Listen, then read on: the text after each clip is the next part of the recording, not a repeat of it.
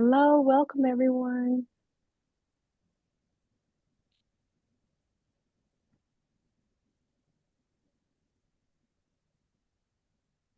Thank you so much for being here. I'm Allison Jones Turner from Source Booksellers. We're a nonfiction bookstore in Detroit, Michigan. And today we are so excited to celebrate our Wild Edges, which is a little YA historical fiction. And I just want you to know that if you need closed caption, it's at the bottom of the screen here. And you can use the chat if you'd like. I'm also going to put the link to the book in the chat. And the Q&A will be open if you have any questions about that. So thank you. While people roll in, I'm going to do just a little teeny um, introduction here. Um,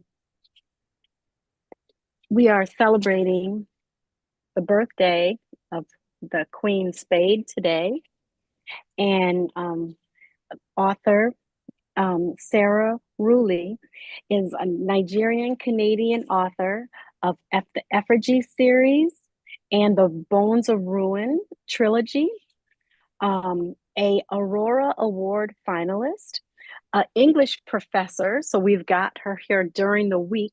So we're having to contend too with our weather here and our work here, and also a public intellectual. So let's bring Sarah on. Hi, Hello, how are you doing? good. And thank you so much for not only inviting me to have this intimate chat, but restoring my books. I Oh, always no worries. support local, support local. Thank you. Thank you. So the book is absolutely beautiful. Thank you. The Queen's Spade. So I guess my first question was your other two series, I guess, had or like the effigies had what, three books to it? Yes, so I actually am the author of several books, so I'm Oh yeah, very yes. excited about Sorry. that. Um, no, like I forget. I often forget. So The Queen Spade is my latest book, and Hmm. before then I wrote a historical fantasy series called The Bones of Ruin trilogy with Simon and Hmm. Schuster. And before Hmm. that, I wrote a contemporary sort of urban fantasy story called the Effigies series, which if you're into the Winx Club or Sailor Moon or Bratz, that kind hopefully you'll be interested. Again, through Simon and Schuster, and they're all YA books. Books. But this one is, I mean, you probably wrote other standalone ones, but this one, is this book one or this is just a standalone? Well, this is a standalone, but it will have a Okay. companion novel. And I don't know if that Oh, it's not like necessarily a duology, but it's like a companion novel that will star the daughter of the protagonist of this book. So oh, nice. exciting. It's going to come out next year. Nice. So this book is a historical thriller. Yes. So what made you use the Victorian time period? Hmm. Honestly, it was because I was so interested in this figure. I mean, the girl on this cover hiding the knife behind her back or the dagger behind her back is Sarah Forbes Bonetta, who actually is a real person in history. She was Queen Victoria's African goddaughter. So if people know Queen Victoria or the Victorian era, That was like 19th century. So you may have read books set in the Victorian era or watched TV shows like Sherlock Holmes. Yes. Um, I love the 19th century in terms of like the aesthetics, but oftentimes I haven't been able to see like people of color and people that look like us in those stories, even though we were there in history. And Sarah Forbes Panetta was a really interesting historical figure in that era of 19th century London. She literally was the adopted daughter of Queen Victoria. So I just wanted to learn more about her and just delve more into the 19th century London.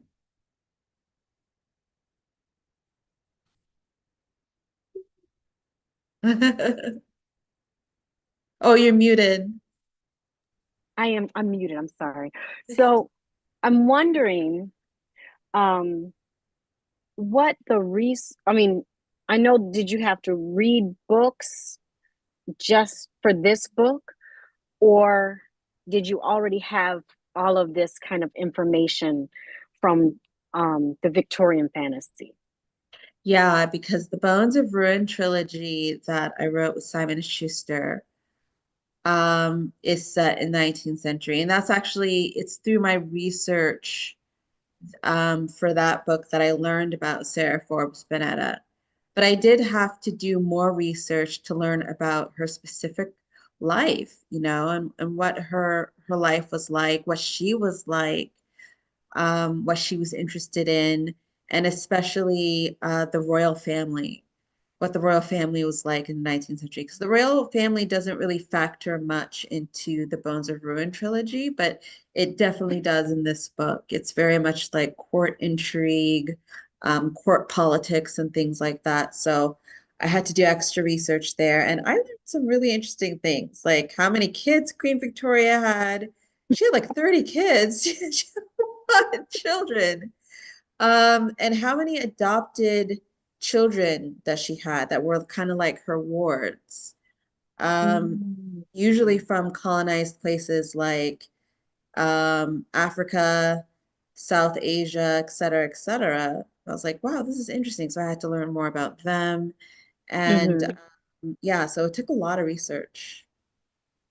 And did she become princess? Um, No. Sarah Forbes Mineta. Hmm.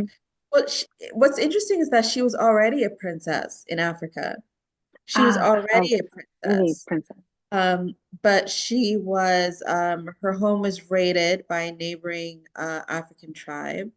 And then she was kind of taken from Africa and brought to England and given as a gift to Queen Victoria. So it was like she was already a Hmm. princess of her Ibado clan in Africa. Hmm. And she didn't really have princess status in Europe, in England. She was more seen as an African princess that was the goddaughter of, but more like a recipient of help and a recipient of the queen's benevolence and things like that. So she never was given any kind of formal title the way Hmm. that Victoria's own children had. Oh, okay.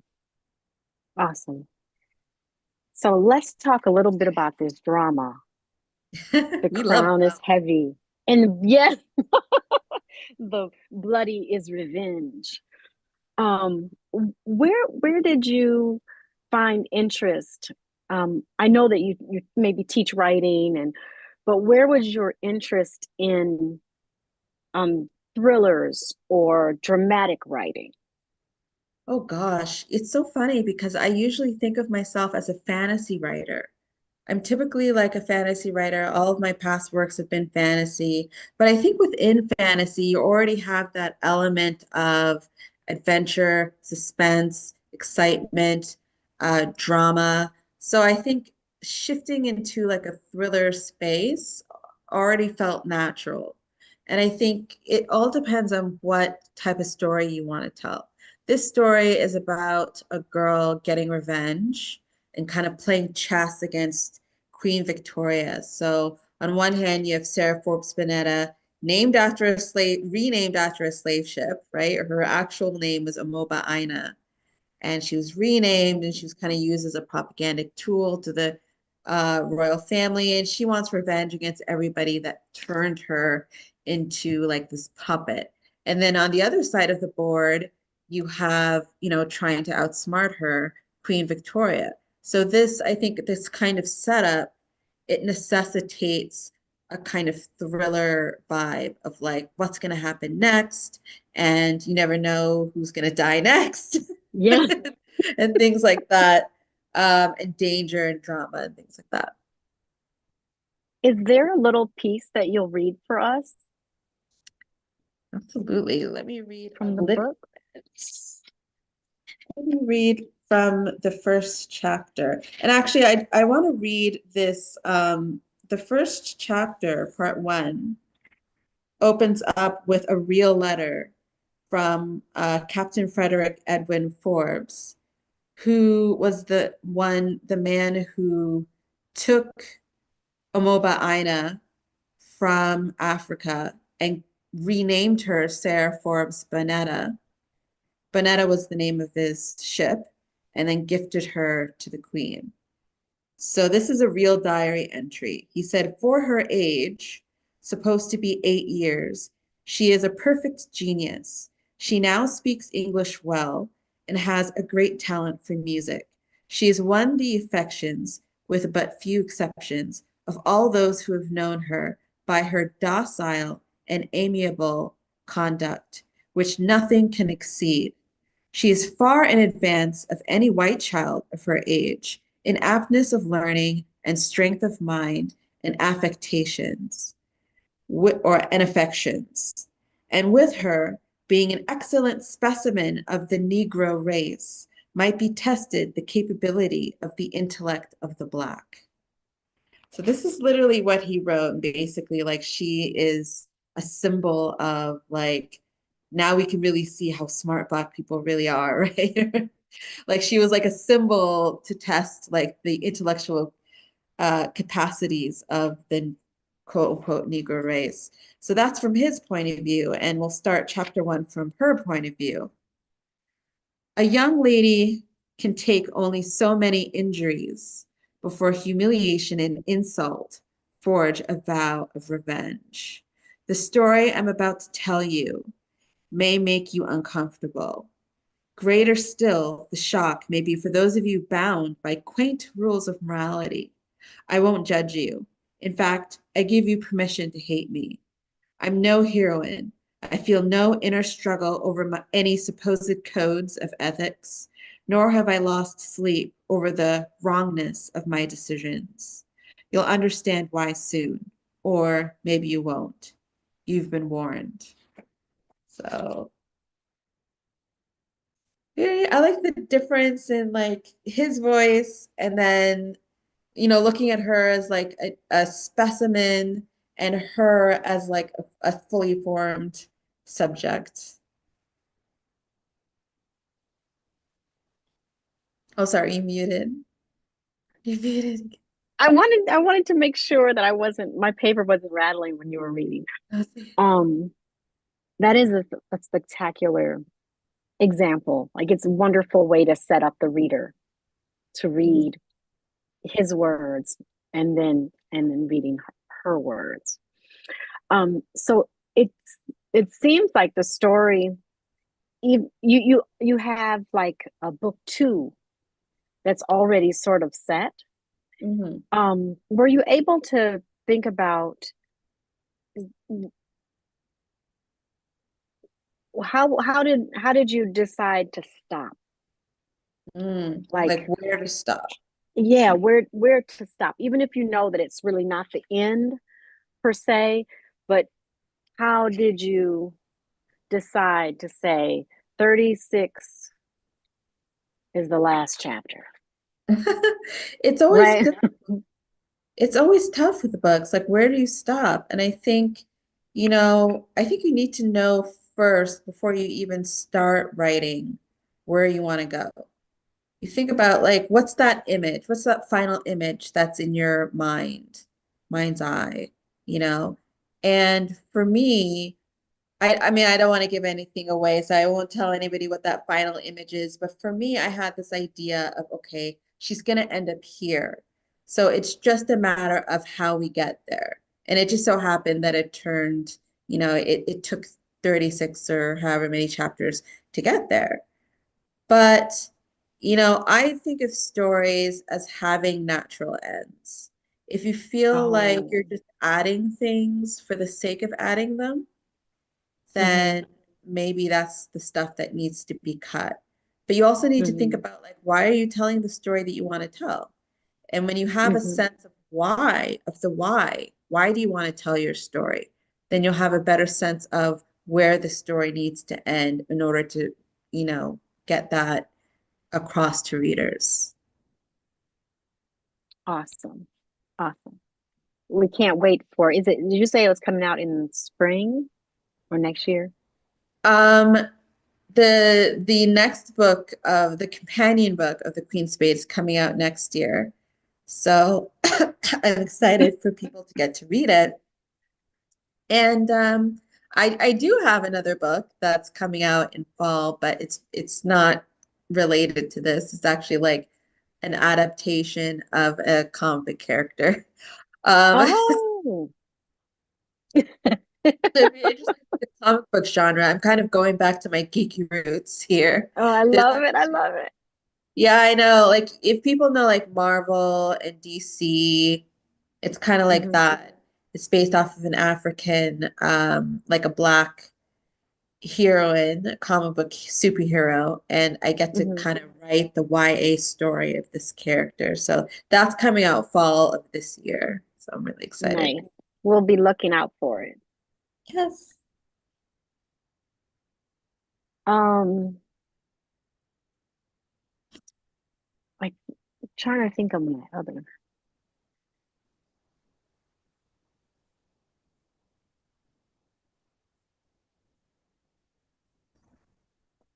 I don't know if there's anybody like of the attendees that it are they able to like ask questions or there's a Yes, there's a Q and A that they can use, and if they would like to speak, we can also facilitate that. yes, absolutely. So I think Yeah, I'd be down with if anybody wanted to write something in the chat or Q&A, answering questions. I love doing so. Um, awesome. I will remind them. so I'm curious about, how you came across the book because you reached out to me and I think you reached out to Harper, right? To Hmm. do, and I'm always curious, like, how do people find out about my work? Well, when we were looking, I knew about I knew about the Book of Ruins, um, but I was intrigued with the historical fiction Mm, part of it and sort of kind of putting drama around an already known character. mm, And we wanted to offer our community, we invited our library to invite all the, young people that they could, reach out to learn about you, to learn about this book, and to I guess grab onto the story and and go on for the ride of of this thriller. I love that. I love that community aspect of it because I think there's so many people that love reading, and maybe people don't realize just how many people, um, first of all, just how many people that look like us read. Hmm. How exciting reading is for us and also like the place of bookstores, local bookstores and creating community. And one thing that I love about this,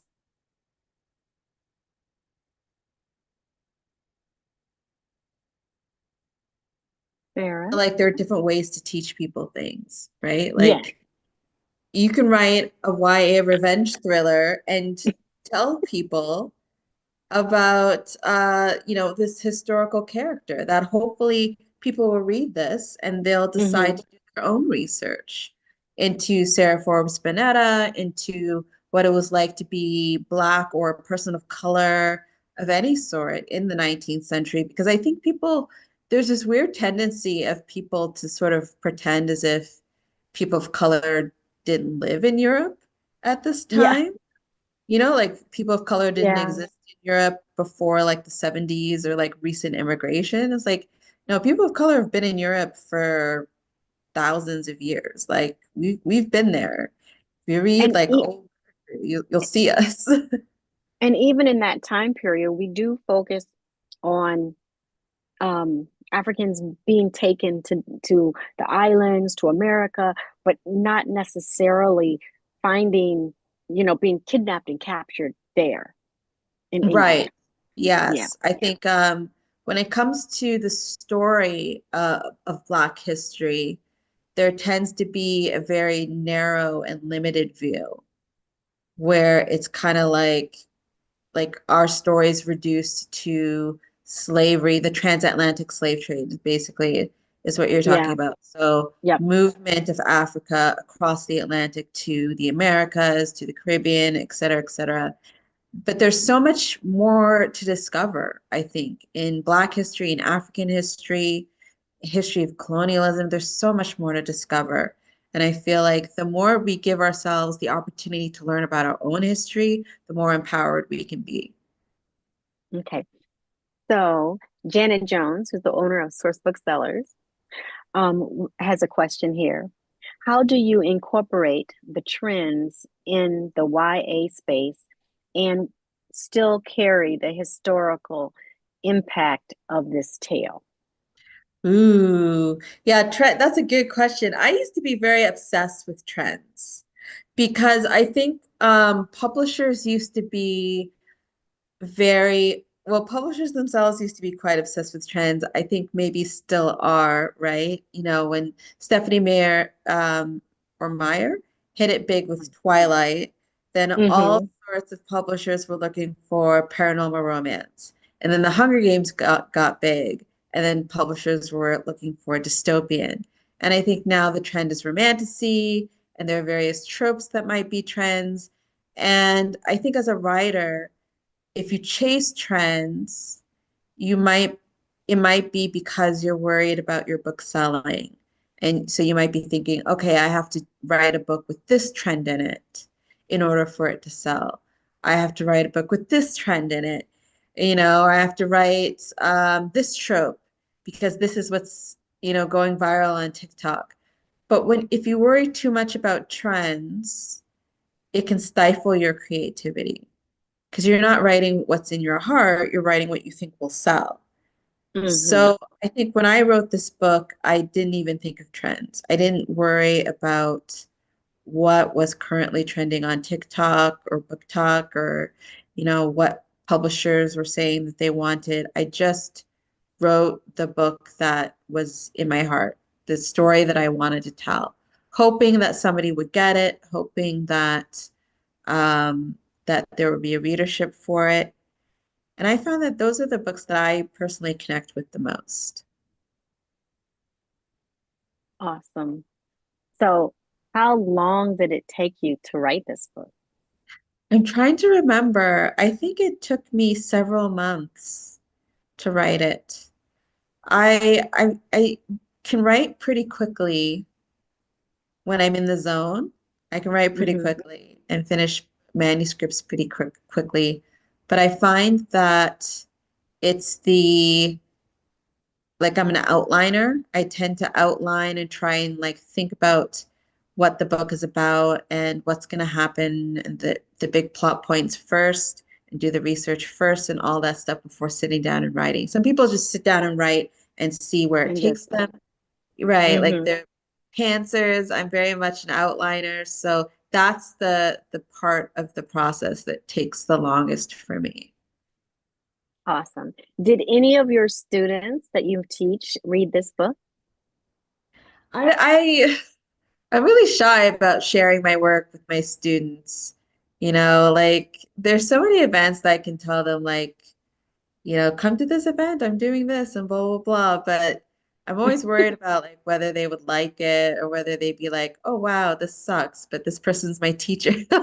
Oh, Like I'm always like, I have a very big like inner critic that I'm trying to quiet down. But I do think that one of these days, like maybe I'll show students like, okay, this is my work. This is what a book looks like once you're done, and get their opinions, like whether it's positive or negative. I think you always have to deal with that anyway as a writer. But I'm still yeah. working on that like shyness. Okay. I understand. I I don't know if any of them understand. like lurk on my social media or something like that. Um, Probably. Probably. Awesome. Well, best wishes for your release here and in Canada. Um, are the release days the same? Yeah. So it's out in Canada. I actually went to the bookstore on release day and I found the book there. I was so excited. I found a Mm-hmm. few of my other books there. So knowing that it's also out in America, I mean, that makes me so happy. I feel like it's just a good time for a story about a Black woman, brown woman who is going to, who isn't going to take any crap from anyone. Yeah. You know? Self-determined. Exactly. Exactly. A Yeah. strong woman. Strong woman. Definitely. So thank you. Thank you for the beautifully designed cover. Did you have any say in that? Well, I will say that credits are at the back sleeve. You can see there's me there. And then Yeah. at the very bottom, you'll see that the jacket art was made by Michaela Alcaino, who is an Okay. amazing artist. Everybody go follow her on Instagram. She's done quite a few works Hmm. for young adult novels. And I did have some input. I actually have a Hmm. Pinterest page.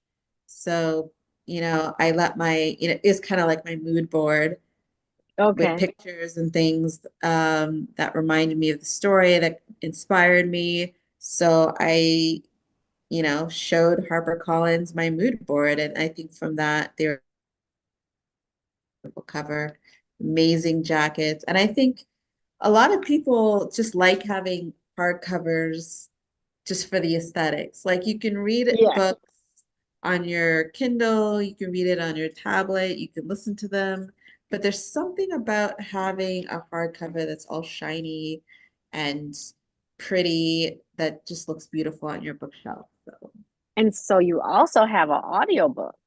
yes, there's an audiobook. Who reads the audiobook? Oh, I wish I had her name at the ready, but I do not. Let me check. Let me see if I can get it. Okay.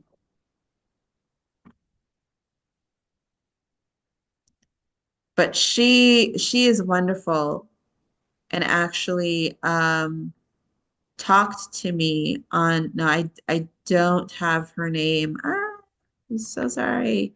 I don't That's have her name, okay. but I'm sure if you go and take a look at the audiobook and the credits, like her name will be there. I know I talked to her on Instagram. She reached out and I had some say as well in who I wanted to be the narrator. And she was phenomenal in terms of like how she interpreted each character and the different voices that she used for each character.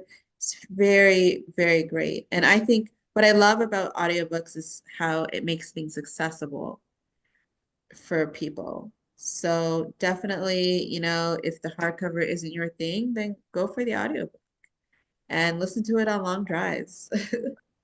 Okay. Anawa? Yes. Ana, Anawa Barchi. Barchi? I don't know if I'm saying it right. Yes, I Anawa think Barchi.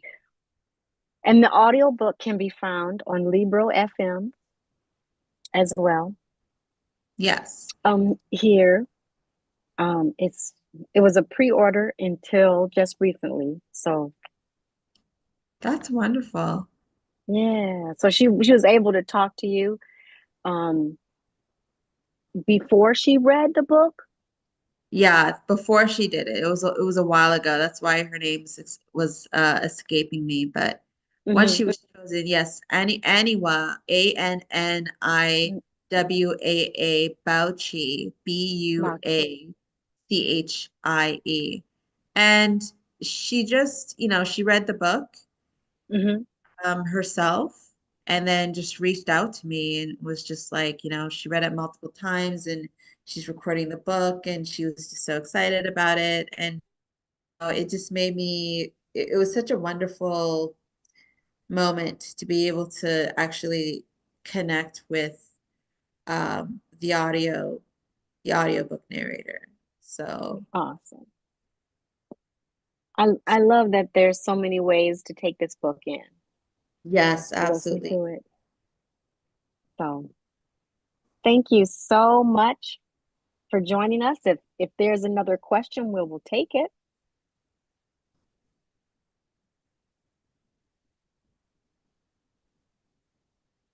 Okay. I was just Okay. checking. Um, but definitely thank you for happy book birthday. Thank you for Yay. celebrating with us. Um, Thank you. Thank you for reaching out yeah, and celebrating with me and for reading the book and stocking the book. Oh, Dominique says she pre-ordered her book and just got it in the mail. Yay, so excited. yay.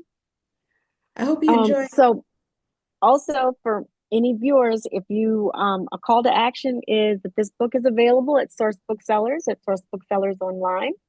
It's also available at Libro FM under our name or any independent bookstore you'd like to support. Hooray. So thank you so Yes, much for your writing. Thank you so much um, for being with us this release week.